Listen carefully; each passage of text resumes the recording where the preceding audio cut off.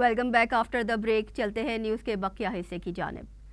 مالٹا میں چینی وزیر خارجہ وانگ ای اور امریکی مشیر قومی سلامتی جیک سلون کے درمیان اہم ملاقات ہوئی. چین نے امریکہ کو ٹکراؤ سے بچنے کے لیے اپنا رویہ تبدیل کرنے کی وارننگ دے دی ہے. برطانوی خبر رساں رپورٹ کے مطابق امریکی اور چینی رہنماؤں کے درمیان 16 اور 17 ستمبر کو ہونے والی طویل دورانیے کی نشستوں میں دونوں ممالک کے درمیان سیکیورٹی، یوکرین تنازع اور تائیوان سمیت دیگر اہم مسائل پر بات چیت کی گئی. چین نے امریکہ کو ٹکراؤ سے بچنے کے لیے اپنا رویہ تبدیل کرنے کی وارننگ دے دی ہے. رپورٹ کے مطابق دونوں رہنماؤں کی ملاقاتوں کے دوران رابطوں کے ذرائع کھلے رکھنے پر بھی اتفاق کیا گیا. امریکہ اور چین دونوں کی جانب سے 2 روزہ ملاقاتوں کے حوالے سے علیحدہ بیان جاری کیا گیا. برطانوی خبر رساں ایجنسی کے مطابق ملاقات میں دونوں ممالک کے درمیان فوجی تعاون پر بھی ابتدائی پیش رفت ہوئی ہے. تاہم چینی اور امریکی حکام نے اس معاملے پر کسی قسم کا تبصرہ کرنے سے گریز کیا ہے. چینی وزارت خارجہ کا کہنا تھا کہ دونوں رہنماؤں نے مشترکہ تعلقات بحال رکھنے پر اتفاق کیا، جبکہ خارجہ پالیسی اور جہاز رانی سمیت ایشیا پیسیفک کے معاملات پر بھی باہمی مشاورت جاری رکھنے پر اتفاق کیا گیا. روس اور یوکرین کے درمیان جنگ کا محاذ گرم. روس نے کریمیا کے قریب 6 یوکرینی ڈرون گرانے کا دعویٰ کر دیا.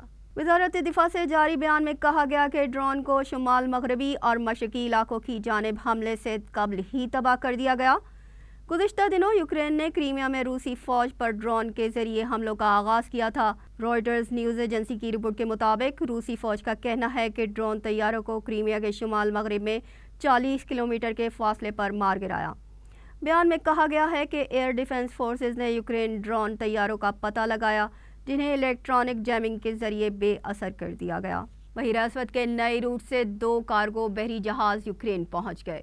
نئے روٹ کے ذریعے 20,000 ٹن اناج مختلف ممالک کو برآمد کیا جائے گا. پرانے روٹ کو روسی بحریہ نے یوکرین جنگ کے افتتاح میں ہی بند کر دیا تھا، جس سے مشرق وسطیٰ اور افریقی ممالک میں اناج کی قیمتیں بلند ہوئیں اور اناج کی قلت کا خطرہ پیدا ہوا تھا، جس کے باعث یوکرین کے بحری جہازوں کو نئے روٹ کا انتخاب کرنا پڑا. بھارتی ریاست منی پور میں جاری فسادات میں مارے جانے والے 96 افراد کی لاشیں ورثا کی منتظر ہیں. بھارتی میڈیا کے مطابق ریاست منی پور میں ہندو، میتی اور کوکی عیسائی قبائل کے درمیان فسادات تاحال جاری ہیں.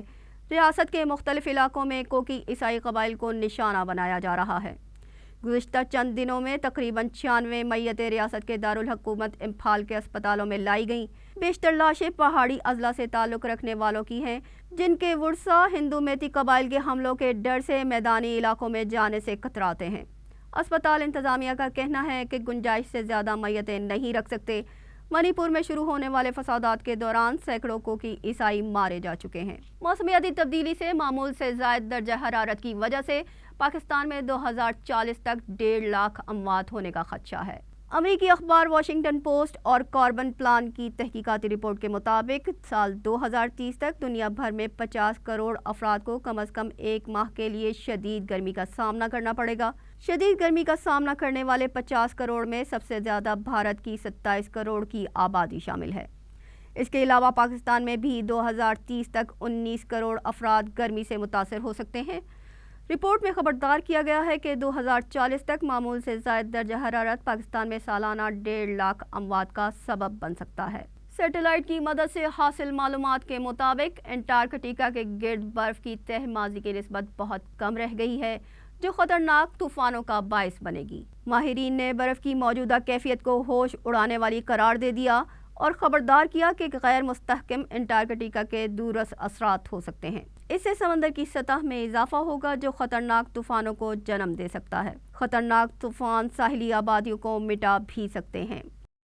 ایشیا کپ 2023 میں بھارت نے سری لنکا کو یک طرفہ مقابلے میں شکست دے کر 8ویں مرتبہ ایشیا کپ ٹائٹل اپنے نام کر لیا. اتوار کو کولمبو میں کھیلے گئے فائنل میں سری لنکا نے بھارت کے خلاف ٹاس جیت کر پہلے بیٹنگ کا فیصلہ کیا، جو بالکل غلط ثابت ہوا. پوری سری لنکن ٹیم 15.2 اوورز میں 50 رنز بنا کر ڈھیر ہوئی، جبکہ بھارت نے سری لنکا کا صرف 51 رنز کا ہدف بآسانی 6.1 اوورز میں حاصل کر لیا. بھارت اور سری لنکا کے اس فائنل میں ون ڈے کرکٹ کے انوکھے ریکارڈ بھی قائم ہوئے. اس کے ساتھ ہی نیوز بلیٹن اپنے اختتام کو پہنچا. ہمیں دیجیے اجازت. اللہ نگہبان.